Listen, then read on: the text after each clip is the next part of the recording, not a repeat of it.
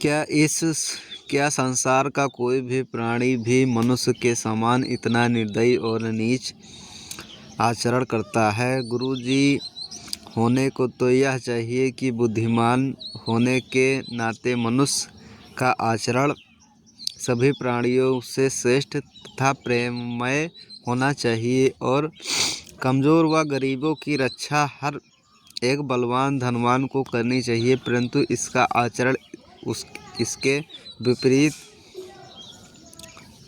ना समझिए प्राणियों से भी अधिक निर्दयी तत्पूर्ण कूटता से भरा हुआ होता है। इसीलिए मनुष्य जगत का सर्वश्रेष्ठ प्राणी न कहलाकर पृथ्वी का बोझ न समझ निर्दयी, हत्यारा व खूंखार कहलाने योग्य है।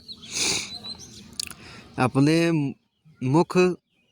प्रमुख चेले अवघड़नाथ के निर्मल मन की मनोभावनाओं को समझकर गुरु गोरखनाथ जी बोले, बेटा अवघड़, ये कलयुगी मनुष्य और ऐसे मतलबी ना होता तो स्वर्गलोक में भगवान लक्ष्मी नारायण यानी विष्णु भगवान क्यों अकेले दुखी होते रहते? मतलबी खुदगर्ज असली मनुष्य यानी जगत गुरु कहलाने वाले हैं। ब्राह्मण देवता इस जगत के नर नारियों को सही दिशा न दिखाकर अपनी उदर पूर्ति के कारण भुलावे में डालकर गलत मार्ग पर ले जाते हैं और अपने कृत्यों का पालन न करके अपने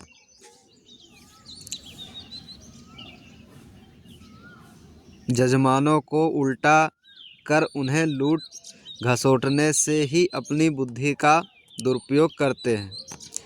इसका यह नतीजा है कि भगवान भी उसी प्रकार जलते रहते हैं कि जिस प्रकार पिता अपने नालायक बेटे से उसकी बुरी हरकतों के कारण दुखी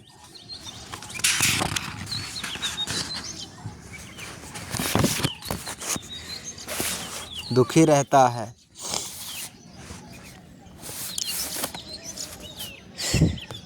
बेटा अवघड़नाथ, अब मैं तुम्हें इस प्रकार की एक कथा सुनाता हूँ, तुम उसे ध्यानपूर्वक सुनो।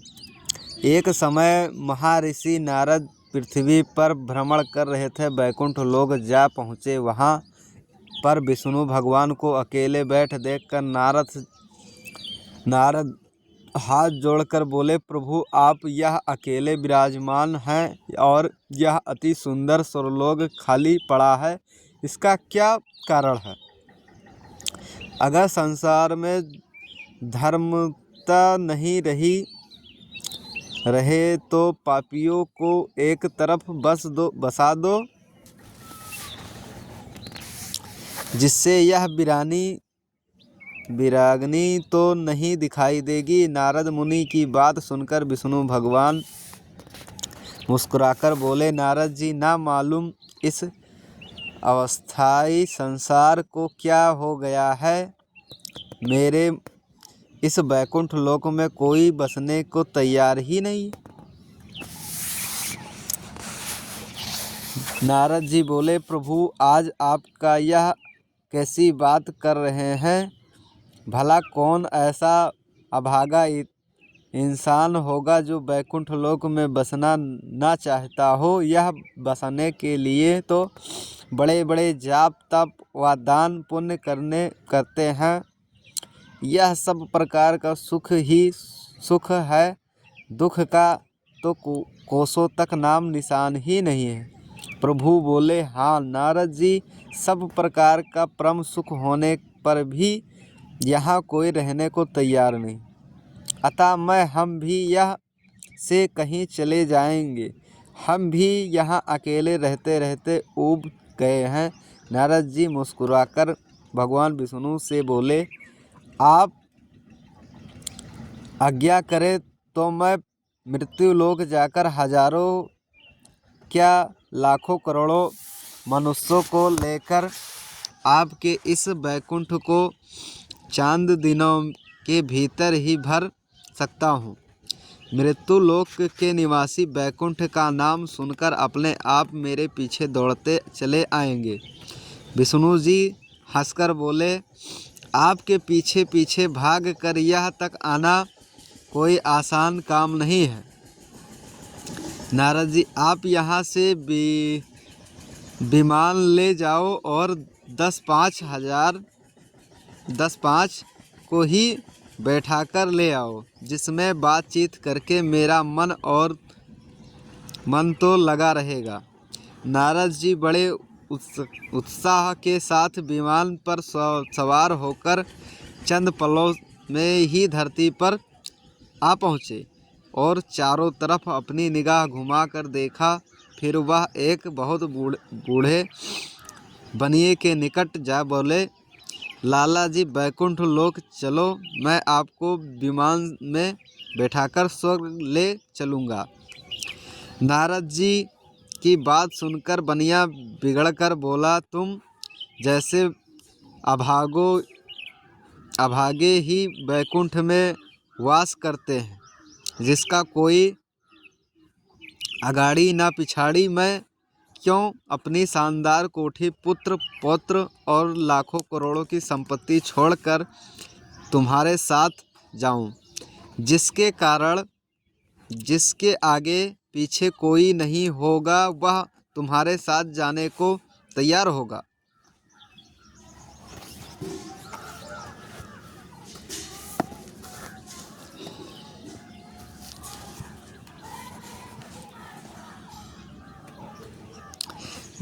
बनिया की बात सुनकर नारद जी चुपचाप वहाँ से चले गए। आगे चलने पर एक यौवन संपन्न युवा से बोले, ना भाई, बैकुंठ चलोगे? उस युवक ने कहा, बाबा जी, बैकुंठ लोक तो भगवान ने बड़े बूढ़ों के लिए बनाया है, जो काम काज और कमाने धमाने के काबिल नहीं रहते। मैं तो सब काम काज करके मज़े में रहता हूँ। मुझे क्या गरज है कि मैं बैकुंठ लोक जाऊँ। यहाँ से भी नारद जी उदास होकर चले गए। आगे चले। थोड़ी दूर जाने पर उन्होंने एक अधेड़ मनुष्य से बैकुंठ चलने को कहा। उस मनुष्य ने उत्तर दिया, बाबा जी, किसी लूले लंगड़े को बैकुंठ चलने को कहो, मेरे तो हाथ पैर सलामत हैं। मुझे क्या गर्ज है जो मैं बैकुंठ में जाऊं। तुम जैसे बहरूपियों को खूब जांच परखा हूँ, यह तुम्हारी दाल नहीं गलेगी। इस प्रकार नारद जी ने बहुत से मनुष्यों को बैकुंठ चलने को कहा, परंतु किसी ने भी उनके साथ जाना कबूल नहीं किया। तब नारद जी निराश होकर आगे चले तो उन्होंने क्या देखा कि एक साहूकार अपनी दुकान पर बैठा, तिलक छापे लगाए, राम नाम दुपट्टा ओढ़े, कंठ माला पहने, सीताराम राधे श्याम की बार बार रट लगा रहा है। नारद जी ने सोचा, यह लाला भगवान का परम भक्त दिखाई देता है, ये अवश्य ही मेरे साथ बैकुंठ लोक चलेगा। तब भगवान विष्णु के सम्मुख मेरी कुछ तो बात रह जाएगी और यह भक्त प्रभु सेवा करना भी भली प्रकार जानता है, तभी तो अपने तन मन की सुधा भूल कर कीर्तन कर रहा है। नारद जी उस सेठ के सम्मुख पहुंचकर नम्र वाणी से बोले, सेठ जी, जय सीताराम और जय राधे श्याम। यह कहकर नारद जी सेठ के निकट जा बैठे और उसके कान के पास अपना मुख ले जाकर बोले, संसार के सारे सुख तो आपने भोग लिए, अब मेरे साथ चलकर स्वर्गलोक के सुख भोगो। मैंने विमान में बैठाकर आपको अपने साथ सदैह ले जाऊंगा। सेठ जी बोले, महात्मा जी आपकी सलाह तो सही है और मेरी भी इच्छा यही है, परंतु मेरा लड़का अभी ना समझ है, जरा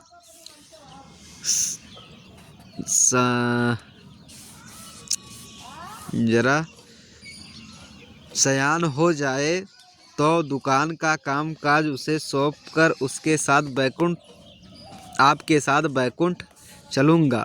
आप कुछ दिन बाद मेरे पास आना। नारद जी निराश होकर चल दिए और काफ़ी दिन बाद फिर उसी सेठ के पास आए और राम राम कर बोले, सेठ जी अब तो तुम्हारा लड़का सयान हो गया है, अब इसे कामकाज सौंप कर मेरे साथ स्वर्गलोक चलो। यह सुनकर सेठ बोला, ऋषि जी अभी तो इसके कोई संतान नहीं है, पोते पोती का सुख देखें बिना किस प्रकार आपके साथ चलूं। कुछ दिन और ठहरो, जब इसके बेटा बेटी हो जाएं तब आपके साथ जरूर चलूँगा। नारद जी निराश होकर लौट गए और कुछ समय बाद आकर बोले, सेठ जी अब तो पोते पोते भी हो गए हैं, अब तो चलिए। सेठ बोला, मुनि जी जहाँ इतने दिन रुके हो थोड़ा दिन और ठहरिए, मैं अपने पोते का ब्याह देखकर आपके साथ स्वर्गलोक जरूर चलूँगा। नारद जी कुछ समय बाद फिर लौटे और दुकान पर बैठे लड़के से पूछा, सेठ जी कहाँ हैं? लड़का आंखों में आंसू भरकर बोला, संत जी उनका तो देहांत हो गया। नारद जी ने जब ध्यान लगाकर अपनी दिव्य दृष्टि से देखा तो देखते हैं कि सेठ जी तो सर्प बने हुए हैं, अपने खजाने पर बैठे हैं। नारद जी बोले, अब भी चलो, क्यों अपनी दुर्गति कर रहे हो? सर्प बोला, कैसे चलूं? मुनि जी लड़का अभी इस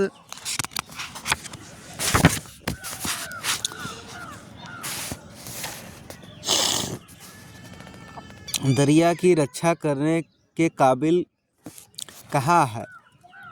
जब ये इसकी रक्षा भली भांति करने लायक हो जाएगा तब आपके साथ चलूँगा। नारद जी कुछ दिन बाद फिर वहाँ पहुँचे, तब उन्होंने सेठ को कुत्ते के योनि में द्वार पर बैठे पाए। नारद जी बोले, अब चलो, क्यों नहीं दुर्गति कर रखी है कुत्ता बन। सेठ बोला, पोते पोती अनजान है, जब तक चोर चकोरे से द्वार की रक्षा करने लायक ये नहीं हो जाते, मेरा आपके साथ चलना मुश्किल है। तब नारद जी ने सेठानी से कहा, माता जी आपको विधवा होने का बहुत दुख है, आप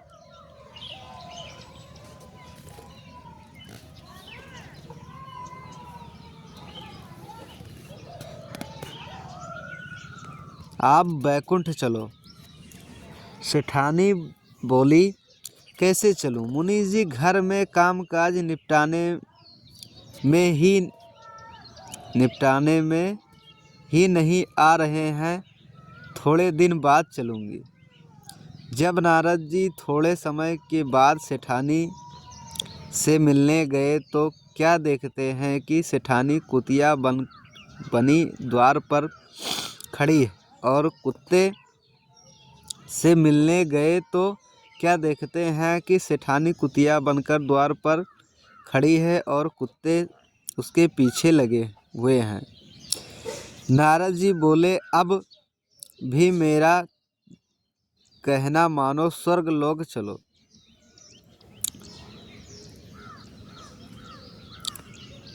कुतिया बनी सेठानी बोली, मुनि जी मैं इस योनि में ही प्रसन्न हूँ, वह जाकर क्या करूँगी। नारद मुनि हंसकर बैकुंठ धाम पहुँचे और भगवान विष्णु से बोले, प्रभु जी आपका कहा सत्य निकला।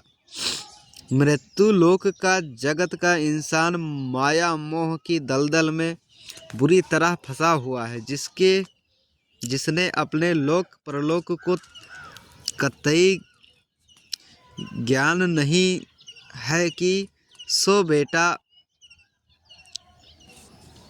अवघड़नाथ इस मतलबी पापी इंसान से हैवान लाखों गुना भला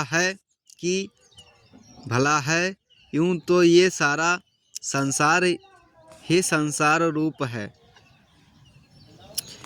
ये सब कुछ समझते हुए भी तुम जैसे बिरले इंसान ही इसे त्यागते हैं। जैसे भागी को मैल देखने से घृणा नहीं होती, और उसी तरह माया ममता में फंसे इंसान मतलबी इंसान को गृहस्थ आश्रम में घृत नहीं होते। इसी भी भागी के समान ही अपने बाल बच्चों का मल मूत्र धोना और नित्य उठाना पड़ता है, परंतु इस मालिन्यकार में इसे रति भर भी घृणा नहीं होती है। ये बड़े फुर्ती के साथ इस कार्य को घृणा न समझकर नित्य प्रति अपना कर्ता समझकर करता है, वह सो है बेटा अवघड़। इस संसार की ऐसी ही गति है। गुरु गोरखनाथ जी के वचन सुनकर अवघड़नाथ ने गुरु चरणों में अपना मस्तक झुकाकर उपप्रद्योग ज्ञान प्राप्त किया और अपनी शंका का समाधान किया। तब प्रसन्न हो गोरख गुरुजी बोले, अब मैं इस प्रकार की तुम्हें एक छोटी सी कथा और सुनाता हूँ। ध्यान के साथ मन लगाकर सुनो।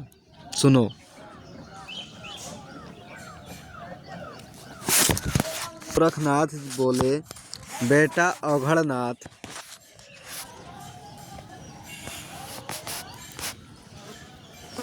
गुरु गोरखनाथ बोले, बेटा अवघड़नाथ, चंद्र नगरी में बस्ती के बाहर एक संत महात्मा रहते थे, जो बड़े ईश्वरी भक्त ज्ञानी और त्यागी थे। एक दिन वहाँ के राजा चंद्रसेन ने महात्मा की कुटिया पर पहुंचकर प्रार्थना की, महाराज हमारे घर चलकर अपनी चरण राज से उसे पवित्र करने की कृपा करें। पहले तो महात्मा जी राजी नहीं हुए। अंत में राजा ने जब बहुत विनती की, तब राजा राजी हो राजा के साथ चल पड़े। जब राजा के महल में महात्मा जी पहुँचे तो राजा ने उनका स्वागत सत्कार कर उन्हें सिंहासन पर बैठाया। थोड़ी देर बैठने के बाद महात्मा जी बोले, राजन अब हमें यहाँ से जाने दो, आपके महल में बड़ी दुर्गंध आ रही है।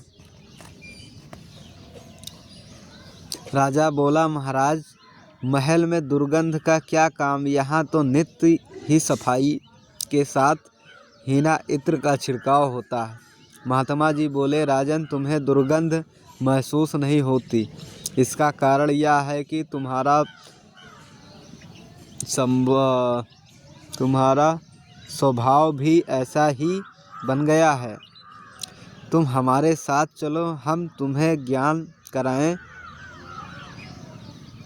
महात्मा जी राजा को अपने साथ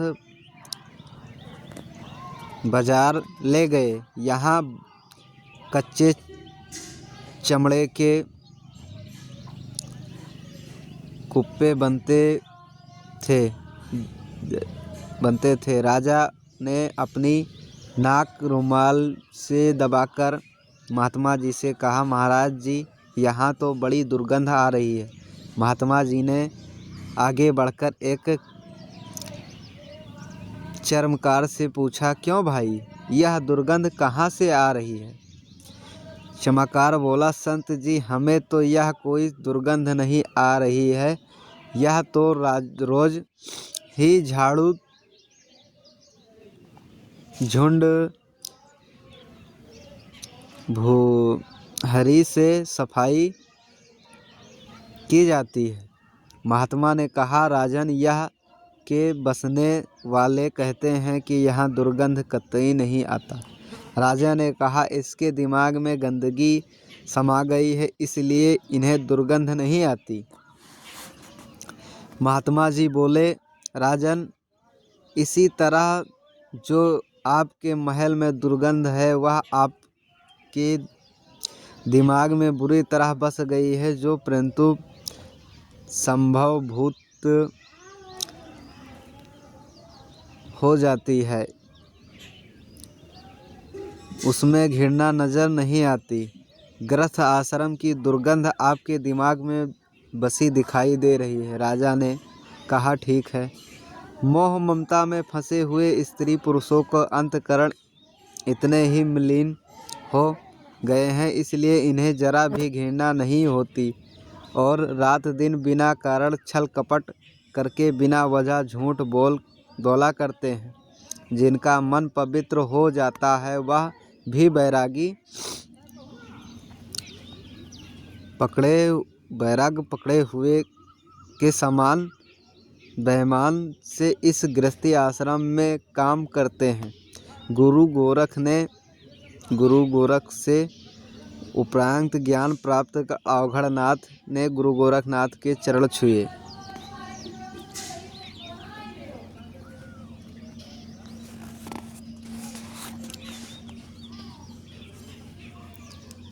गुरु गोरखनाथ जी बोलते हैं, जो इंसान गृहस्थ आश्रम में रहकर भी जब तब ध्यान और छल कपट को त्याग कर सच्चे मन से हरि भजन करता है, उसको अंत में उसे ईश्वर की शरण प्राप्त होती है।